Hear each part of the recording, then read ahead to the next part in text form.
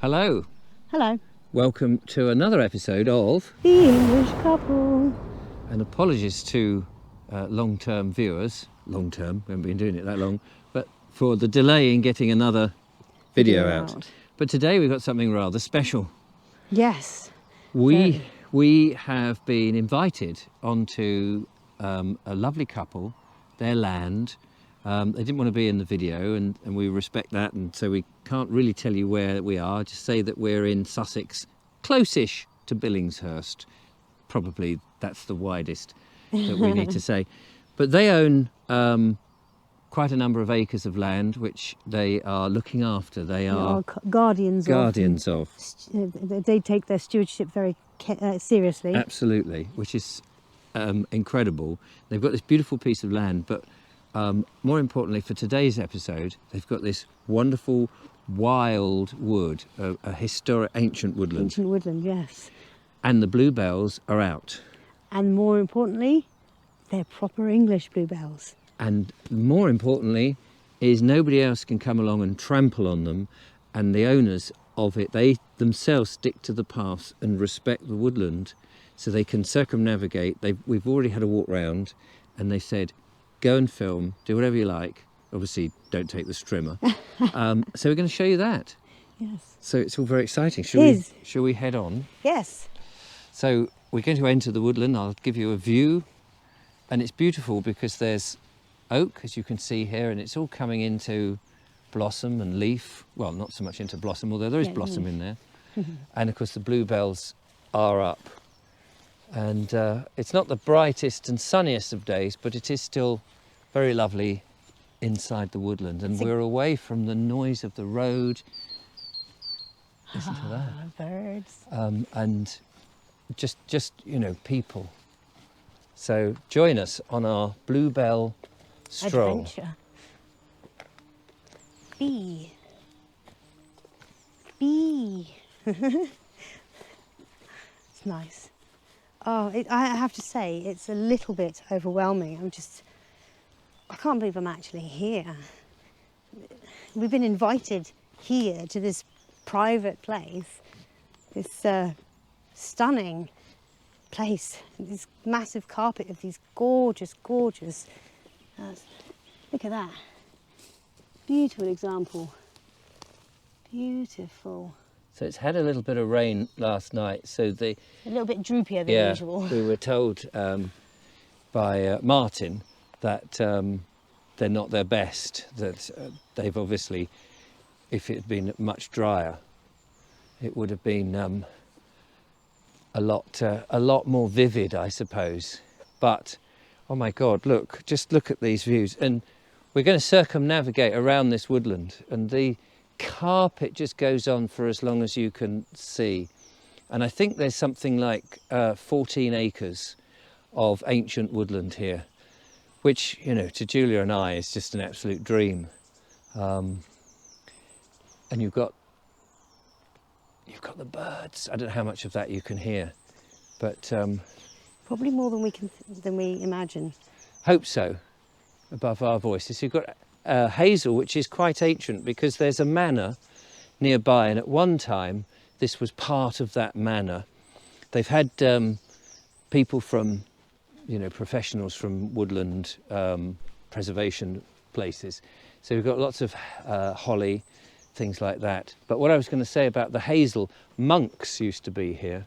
There was an abbey or a monastery, and the monks would possibly have used these hazels for a lot of their growing, bean poles and fences, hedges, all of that sort of thing. And of course there's oak, so no doubt they used some of that. We've got some birch and cherry we've seen. And it's wondrous to be able to tread in a place that isn't that anybody goes. Still the energies of those people who possibly worked here in the past is still very much alive and part of the woodland. And that's how I think the land should be, that we should be at one with this. So many places these days, you know, people buy them and then they just bulldoze everything, they build houses, they try to make money out of it, And these are havens.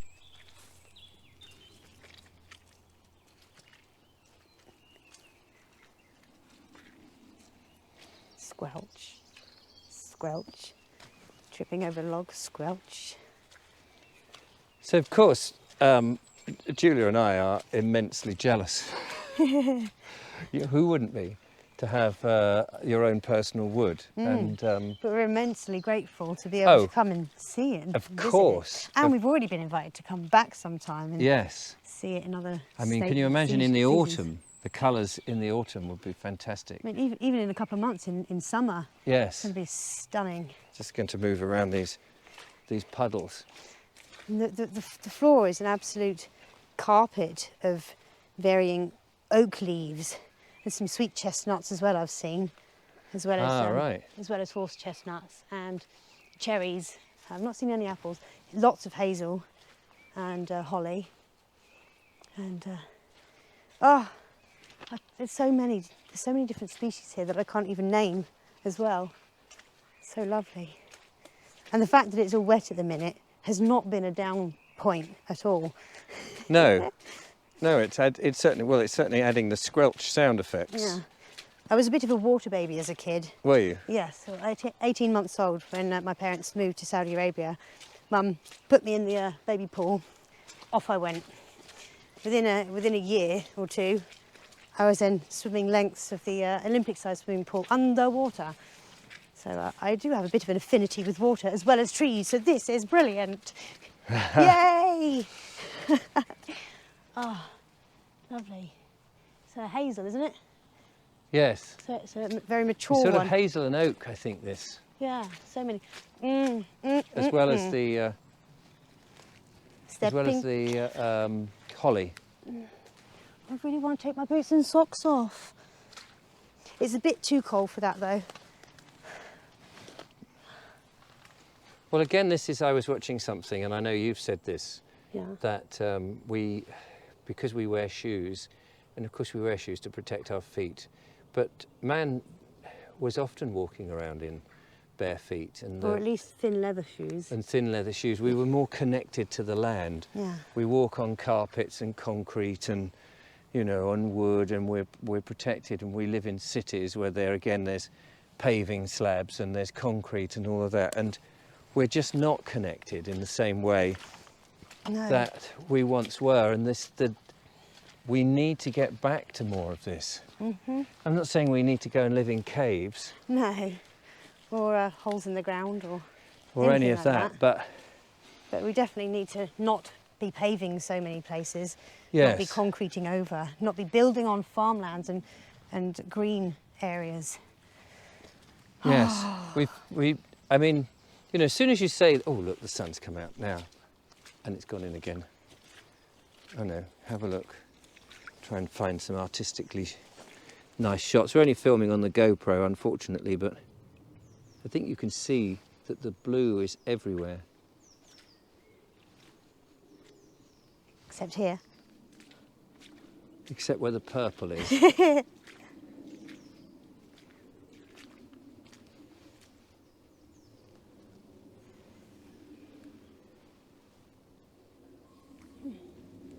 And apart from the aeroplanes, get the odd pheasant and the birds chirping. It is just magical. It is a magical wood. And I would very much like to have one. I always... And because we have access on the public footpath, so, but Martin said that he comes in every day and he's, doing bits and pieces, and they've got other land as well. And so it keeps him very busy. Stand that on the floor. Throw it in my hair. Yeah, that would look lovely. Because we're coming into May, and so those sort of things were happening, weren't they? On May Day, the boughs of trees were being brought in, and we were getting into celebrating the spring. And these are things that we don't do now, and in fact generations have come forward and think, how old-fashioned, how unimportant, Yeah, how irrelevant is that? Yeah, when we are sitting there with our technology. Technology has been very bad in many ways. It's been brilliant in some ways, but it's not been ideal. Smell that. Let's have a whiff. Oh yeah, It's that is fresh. better than any flower. Fresh as an oak leaf. Oh, it is an oak leaf. Which way should we go? We've come to a bit of a crossroads. Yeah, I'll have that back, thanks. So, trying to remember which way we did go. I think we went down here. Yes, you're right. Just had a little flashback Because there. we had this little pre-tour, so we knew where we were going. Because you can imagine it would be very easy to get lost in a wood like this, although there is only the paths, so because they don't trample in it. Yeah. Yeah, as you can see, there are walkways. I mean, there's still some bluebells like growing on this path, and You can imagine the leaf mould that is in the soil there. stepping over them. Yes, I mean, the soil here is just so healthy and so what's the word? Fertile, I guess. And what is the is it mitochondrial oil? Mitochondria. No? Mitochondria. The It's the fungal. The framework of underneath. The fungal network. Yes, that they now believe is not just connecting with the trees and things, it's connecting with everything. I was interviewing a lady called Dr. Natasha Campbell McBride, thank you, yesterday. And these microbes are connected to anything, and they're all, of course, into our gut. She was also mentioning how, I found this fascinating, how plants are carnivores, because deep down below, various microbes get captured by the roots systems of plants, and they get crushed and eaten, and that energy, gets sucked into them. And so people think of plants, vegans are actually eating meat. And also we know that if you put like blood, carcasses of things and blood water and things onto the land. Something dies in the forest and decays on the ground and returns to the soil. That's exactly what the plants are then eating. It's part of the makeup of the soil is, of the decay of not just the plant life, but the wildlife too. Yeah. Flora and fauna. And it all provides nutrients back into the woodland, and then the fauna as well again. It is cyclical. The circle of life, isn't it? And the circle of farming when it comes to providing food for humans. You're in the best way, not the commercial way that we've fallen into. And I know people, a lot of people, not a lot, but some people, whenever I talk about this on the channel, they sort of say, oh no, but they use the pesticides and the fertilizers and the artificial stuff, the agricultural artificials. They're much cleverer now. They only put it where it's absolutely necessary. But you're still talking about commercial farming, large-scale commercial farming, in which these products leach into the ground. Here... And not just where they're put either. Not where they're put, because obviously the water carries it, and it runs off. And there's a lot of antibiotics that are being used in animals. And it leaches, the animals obviously are... defecate and urinate on the ground, and then it runs into the water system, and it all ends up in our food. And that's why supermarket food is not ideal, because it's mass produced for the masses. Look at this. Lovely, it's just a little waterfall formed by the roots. So lovely. Such a magical little place. The sound of running water is just absolutely divine, isn't it? Mm-hmm.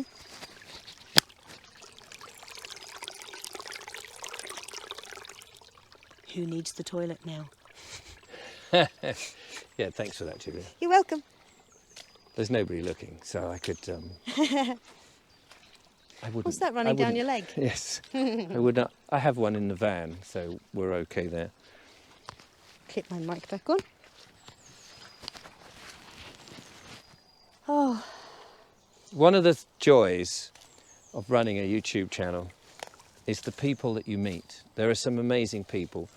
You know, I'm not talking about, you know, the nasty keyboard warriors who don't have a life and have let's not nothing even better. mention that. No. But I'm talking about the people who say, hey, would you like to come and have a look at our woodland? We'd love to share it with you and your viewers. And how generous and kind people have been. All the time we've done videos, people have come out of the woodwork and they've been so kind in so many different ways, which is a reward in and of itself. Now we've got to go that way, haven't we? We've got to go past all this water. Yes. So we'll just come down here. Actually, is it here or is it back up there? Can't remember what we did now. Hang on a minute. Julia, Nope, go and it's investigate. Down here. Nope, it's down here. I'm sure it must be. Is it must- along here? Oh, I think we came back up here and turned left. did we? Here we go. Normally, I am pretty good at backtracking, but She is. my goodness, my eyes have been turned left, right and centre here. And when I wasn't looking around agape in awe, I was staring down at the ground, trying not to step on things that I did not want to be stepping on. So, not so good at the backtracking today. But yes, I think you're absolutely right. It's this way. I told you it was this way.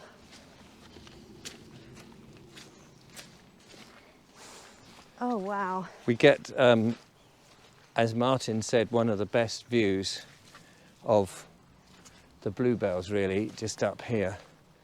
And we'll also see there's a charcoal making oven, charcoal oven.